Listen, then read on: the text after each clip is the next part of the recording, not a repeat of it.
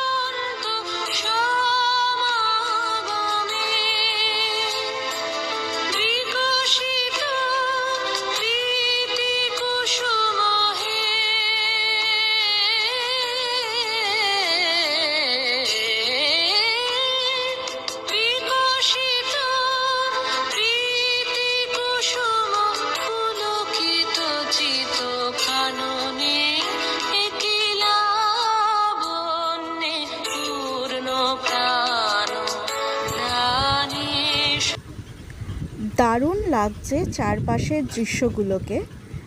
পাশ দিয়ে বয়ে চলেছে সেই জগদ্দল নদী, অপরূপ স্রোত, শান্ত নিরিবিলি গ্রাম্য পরিবেশ, ভারী ভালো লাগছে।